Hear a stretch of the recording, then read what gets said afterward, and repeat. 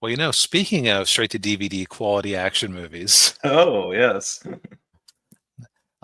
before I went on my trip, I went and saw A Working Man, which, yeah, if you're tuning in on the separate VOD, I just kind of gave a rundown of Demon City and what you would have kind of needed for Demon City to work. And what do you know? This movie more or less has it. So this is a Jason Statham movie from was it David Ayer? Yeah. Yeah, I couldn't remember his name off the top of my head. Um, so basically, they brought the gang back together from last year's The Beekeeper, Mm. and it has a very similar style to it, and it's based on a series of novels by comic book comic book top tier talent Chuck Dixon. Uh, and Yeah. some one aspect where there's one villain at the end who seems like he's not resolved yet. Well, there are 12 books in this series.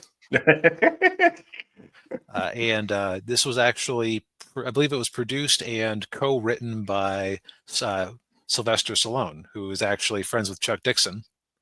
Mm. Um, Okay. the reason that they met was that Chuck had written a Expendables comic tie-in, and Stallone read it and actually appreciated that he seemed to take the franchise seriously, and that Yeah. he got like the voices of the different characters down. Yeah. Yeah. So I feel like Jason Statham. Well, I saw a tweet from the Critical Drinker that said Jason Statham has been 45 for the last 25 years, which is accurate. The man doesn't seem to age. He does. He looks good. I mean, yeah. Um, and I've only seen a few of his movies, but it seems like you can sum them all up by Jason Statham is a retired or actually, I'll put it Mad Lib style.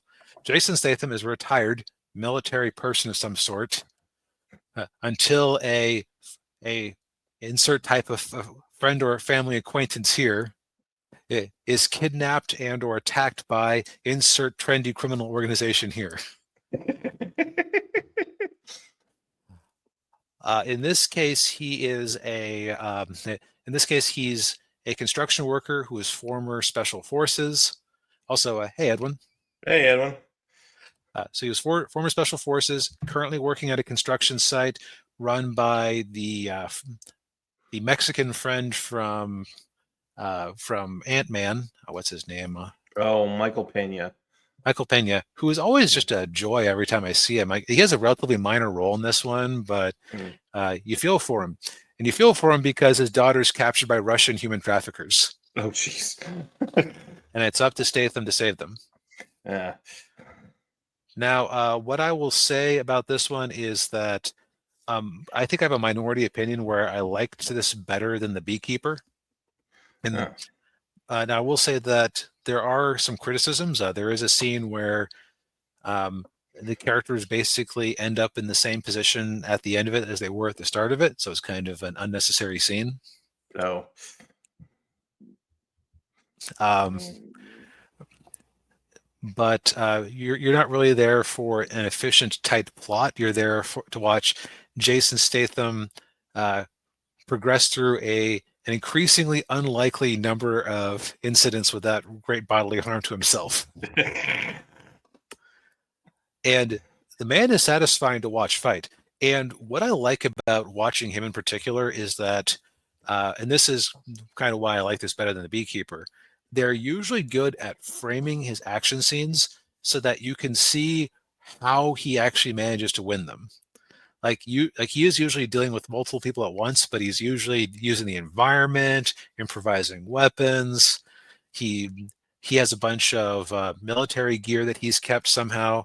Well, and you see how he gets more of it later, but Yeah. so he uses that to get in intel, plan ambushes. He's usually using his environment and tools to their maximum efficiency. Uh, Yeah. Beekeeper was similar, but in my opinion, Beekeeper kind of went a bit too far at the end because, uh, like in the whole last scene, I kept thinking to myself, okay, how the heck has he not been shot yet? He's walking around in the open in the middle of like a courtyard at a mansion, and there are multiple people around who want him dead. This one, I would say that there are some better action scenes in Beekeeper than this, but the last scene in this one felt more plausible just because they kept with the same sort of he's mostly controlling the geography type thing going. Okay. Oh. Um,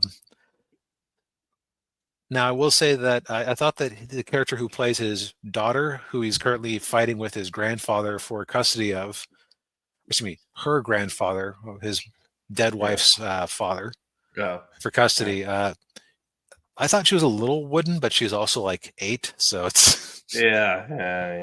Yeah. she's all right for a kid actor.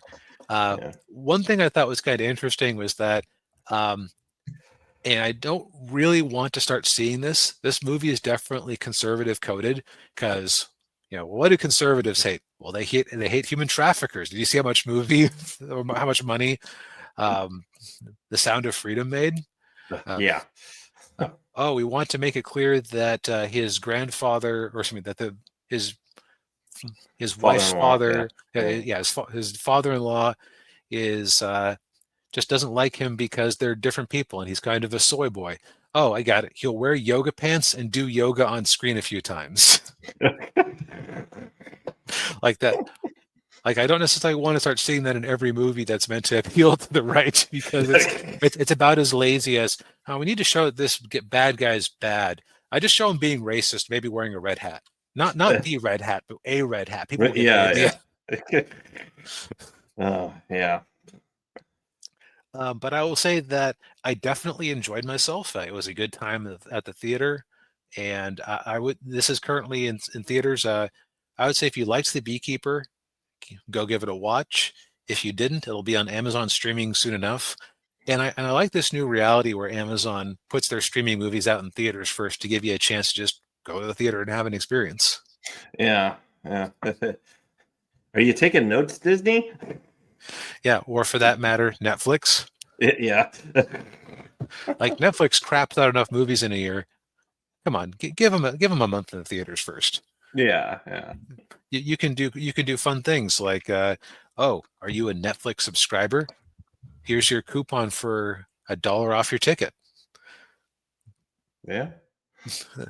And that way that way you can get additional revenue streams. Yeah. Yeah. Who'd have thunk it?